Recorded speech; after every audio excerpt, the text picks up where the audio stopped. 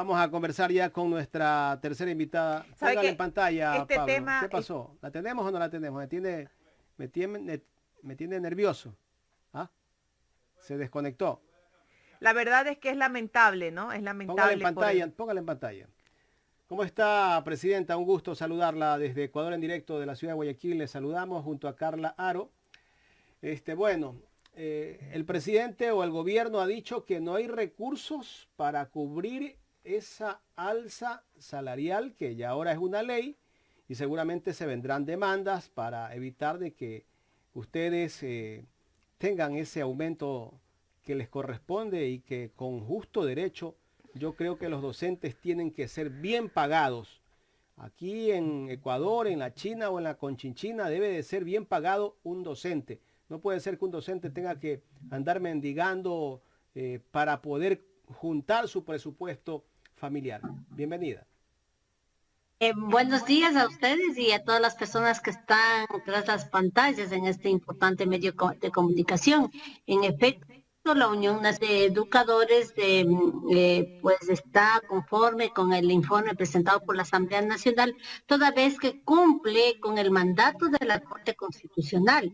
Este mandato que indica que se subsane, es decir, que se busquen las fuentes de financiamiento, y lo dice la sentencia muy clara, independientemente del estado de la caja fiscal.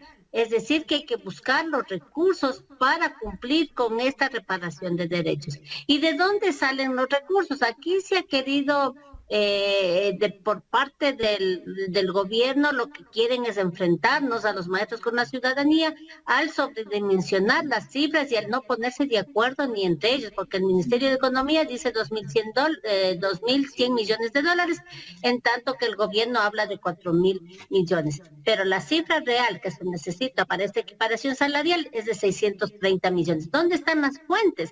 Las fuentes, se han señalado 4 fuentes de financiamiento. La primera, que consta en la propia Ley Orgánica de Educación, que dice que la educación se financiará con el 6% del Producto Interno Bruto. Es una de las fuentes. El gobierno no ha aportado, digamos, lo que le corresponde a este año en relación al aporte de la preasignación presupuestaria. No está acorde a lo que dice la ley.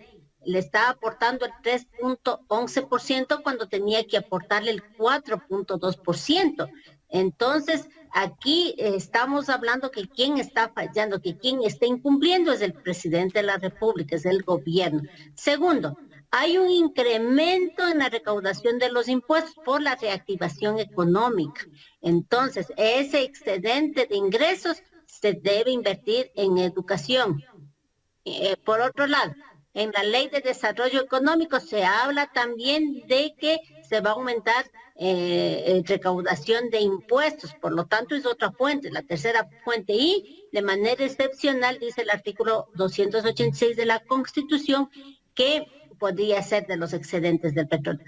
Entonces, mal hace el presidente en decir que nosotros vamos a desfinanciar el país cuando vemos que hay un excedente del petróleo, las recaudaciones están mejorando, va a haber más ingresos y por lo tanto a educación le corresponde el 6%. El presidente debe cumplir su oferta de campaña. En campaña, él dijo que iba a revalorizar la profesión docente y que iba a pagar los sueldos que le correspondían.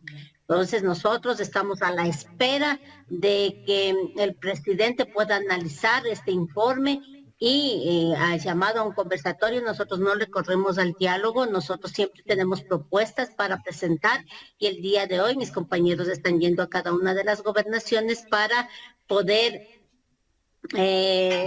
exigir justamente que se dé cumplimiento a este derecho. Bien, Máster, bueno, lo que yo puedo apreciar es que ustedes se sienten defraudados por las promesas del presidente Guillermo Lasso, esas que hizo en campaña y que un sector de la Unión de Educadores de una u otra forma apoyó al gobierno. Pero bueno, ¿ustedes no han tenido algún acercamiento con el ministro de Economía y Finanzas como para ustedes decirle, a ver, aquí tienen varias líneas de donde podrían salir esos recursos? ¿No han tratado de hacer algún tipo de acercamiento, de reuniones con ellos para evitar justamente que hay una confrontación o de pronto incluso hasta manifestaciones de parte del gremio? Bueno, pues nosotros hemos presentado propuestas en materia de finanzas, quien no ha querido dar la cara, toda vez que inclusive la Comisión de Educación lo llamó a que vaya a explicar en la mesa y no fueron. Entonces, aquí se quiere imponer una idea de que no hay dinero y nosotros lo que decimos es que aquí lo que no hay es política, es voluntad política para atender a este grupo importante de la sociedad que es la educación. Hemos, eh, ante la sociedad, con técnicos tanto de la Unión Nacional de Educadores, técnicos de la Comisión del Régimen Económico, técnicos de la Comisión de Educación, economistas probos que han demostrado que la cifra real es de 630 millones y que sí hay las fuentes de financiamiento. Aquí hay unas ofertas de campaña, si bien es cierto, desde la Unión Nacional de Educadores no apoyamos porque sabíamos cuál es su modelo económico, es un modelo económico neoliberal que está afectando a la mayoría de ecuatorianos y que esto beneficia a pocos empresarios. Nosotros ya sabíamos, por eso nosotros apoyamos a el candidato nos representaba como es Iago Pérez. Y por eso, pues, si bien es cierto, el magisterio, 159,000 maestros, muchos se dejaron, a lo mejor se dejarían engañar por esta promesa de campaña, pero nosotros le exigimos. Antes estaba en campaña, ahora está en carrón de ley, ahora está de presente y ahora tiene que cumplir con sus promesas, porque incluso en campaña sabía el monto, la cantidad que debía invertir para educación y dijo que con el precio de $60, el precio del barril de petróleo con $60, el Ecuador recibiría 100,000 millones de dólares y que 700 millones no es nada para educación. Por lo tanto, aquí lo que está demostrado hasta la saciedad, que hay una falta de voluntad política. Hay un mandato de la Corte Constitucional y el mandato es claro, busquen el financiamiento, no dice nieguen el derecho, sino que dice que se busca el financiamiento. Y si el presidente de la República dice que no, entonces significa que está incumpliendo un mandato de la Corte y ante un incumplimiento de estos hay otra opción y eso dependerá del presidente, que es justamente la demanda de destitución por incumplimiento a los preceptos establecidos en la Constitución de la República. Sin embargo, nosotros vamos a seguir el debido proceso, vamos nosotros a entregar nuestras propuestas y el día de hoy estaremos en cada una de las gobernaciones. El día de mañana en la capital estaremos en el IES a las 5 de la tarde en la marcha de los cacerolazos y de las antorchas para entregarle aquí en la capital la propuesta al presidente de la República. Presidenta, ¿desde cuándo debe cumplirse ese aumento a los maestros y cuánto es el monto que se iría en cubrir ese aumento? Bueno, pues en cubrir ese aumento son 630 millones. ¿En cuándo se haría efectivo? Nosotros estamos demostrando hasta la saciedad con técnicos que son 630 millones de dólares.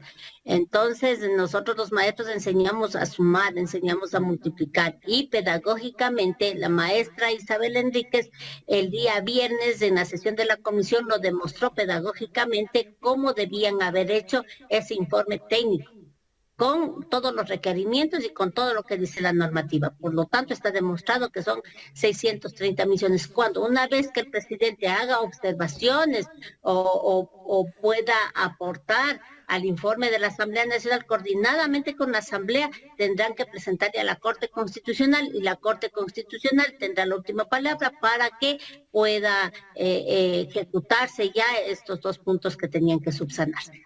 Presidenta, si hubo un compromiso en campaña y fue parte de la propuesta del gobierno, me imagino que ustedes firmaron algún acta con el presidente o los que se reunieron en ese momento con el presidente de que él iba a hacer cumplir la ley sobre este aumento salarial. ¿Ustedes no tienen tal vez ese documento para que públicamente se lo digan al presidente de la República que debe cumplirlo. Yo no sé por qué algunos políticos prometen en campaña y resulta que cuando ya están montados en el caballo, se olvidan de que tienen que cumplirle a la población con lo que prometieron.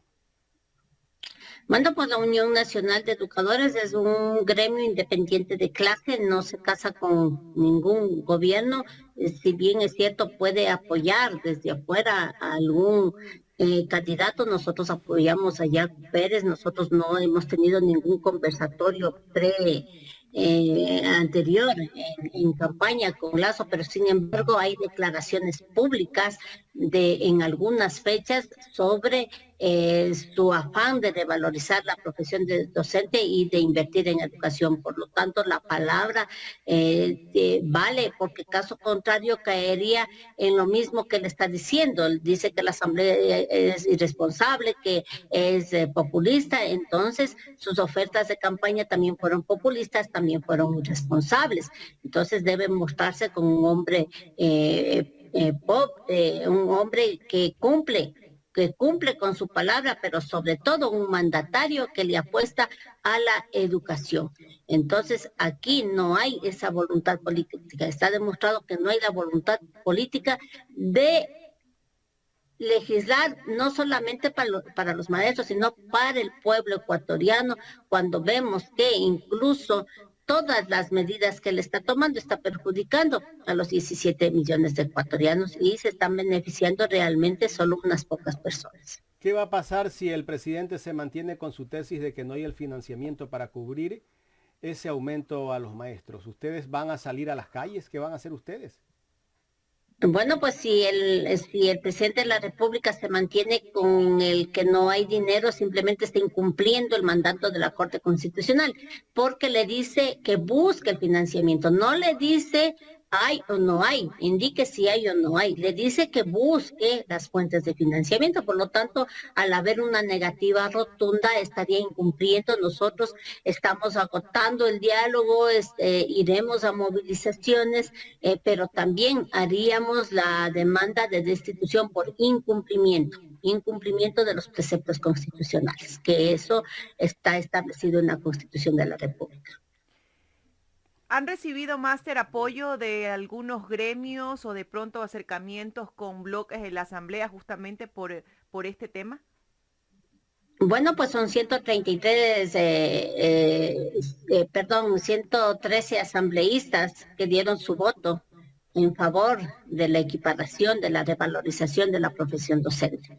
Entonces nosotros hemos conversado, hemos hecho lobby con algunos asambleístas, hemos ganado razón, hemos dado las propuestas y el informe está ahí, el informe de la Asamblea está ahí, el Frente Unitario de Trabajadores, el Frente Popular, el gremio de los médicos, es decir, la sociedad está con los maestros porque saben la importancia de su rol y saben que del sueldo del maestro se ayuda también a mejorar la calidad de la educación. Estamos endeudados en herramientas telemáticas de alta gama, estamos endeudados en capacitación, estamos endeudados en las maestrías, el 70% del magisterio tiene maestrías, pero Máster, para tener esos títulos nos estamos endeudando. Perdón que la interrumpe para dejarlo como que claro, ¿no? ¿Cuánto es la remuneración de un docente en estos momentos? Bueno, en estos momentos la remuneración va desde los $517 hasta 1,700. Esa es el don que hay en el magisterio. Con esta ley se beneficiarían aquellos que no llegan a su sueldo con su título de tercer nivel y que están ganando el sueldo prácticamente de un bachiller del sector público y menos como nosotros proponemos que sea la tabla, es decir, el ingreso a la carrera educativa con el servidor público 3 y que corresponde a los 986, eso es lo que estableció la Asamblea Nacional, a pesar que esa sería la base, Máster. Claro, esa sería la base. De ahí para allá sube la escala. Que nos corresponde. Perdón. De ahí para allá subiría la escala. A partir de los $900 subiría la escala hasta los Claro, 1.700. subiría la escala de acuerdo a los años, de acuerdo a la experiencia, a los años, a los cursos de capacitación, va subiendo, pero el grueso y 10% estamos en categoría G, justamente porque no ha habido eh, no ha habido esa voluntad por parte del gobierno, de los gobiernos anteriores, de hacer el llamado para cumplir con los ascensos y las recategorizaciones. Solo hicieron 2 llamados en 12 años y eso realmente es lo que es parte justamente del menosprecio que tienen a la educación y a la profesión docente. Sin duda, bueno, un reconocimiento a la profesión de profesiones es lo que están pidiendo y un justo reconocimiento. Máster, queremos agradecerle por haber estado con nosotros en esta mañana. Tenía una inquietud final para la presidenta. Presidenta, ¿cuál es el gobierno que más beneficio les ha dado a los maestros desde hace 40 años hacia acá? Bueno, desde 1944 que nosotros nacimos como gremio, como Unión Nacional de Educadores, no ha habido dádivas de ningún gobierno. Todas las acciones y todas las conquistas, todos los derechos que nosotros tenemos es gracias a la lucha, a la protesta, a la entrega de propuestas. El único gobierno que entregó, que hizo una alza salarial sin necesidad de una movilización es Jaime Roldós, y de ahí ningún gobierno ha revalorizado la profesión docente. Siempre le ven a la educación como un gasto, como la última rueda, cuando debería ser lo contrario. Debería ser el sector mejor atendido, porque una vez que invirtamos en educación podemos salir de la crisis económica, de la crisis social, de la crisis política, de la crisis moral en la que vivimos, y eso a lo mejor no les conviene a los diferentes mandatarios. ¿En el gobierno de Correa no hubo aumento salarial? No hubo aumento salarial, ahí lo que hubo es una homologación salarial, hubo un aumento del trabajo docente, el encerrarnos en las instituciones educativas, es decir, el costo por hora de los docentes rebajó más bien. Si nosotros le hacemos por costo hora, fue disminuido. Solo el 20% del magisterio fue compensado y esos eran justamente los que ingresaban, pero al magisterio, al que estaba ya en las diferentes categorías, se rebajó el sueldo. Hemos demostrado esto matemáticamente y además que prácticamente el docente fue víctima del acoso laboral, de la prepotencia, del autoritarismo. Entonces aquí no hubo revalorización docente y es más, la organización social la organización gremial del magisterio también quiso anularla, nos quitó las sedes, nos quitó la personería jurídica, nos quitó las alícuotas con el ánimo justamente parte del acoso laboral, de no querer que estemos agremiados, pero sin embargo aquí estamos de pie y pues Rafael Correa sabemos que está prófugo. Bueno, muchísimas gracias, presidenta. Gracias a ustedes. Gracias a la presidenta de la Unión Nacional de Educadores, la máster Isabel Vargas.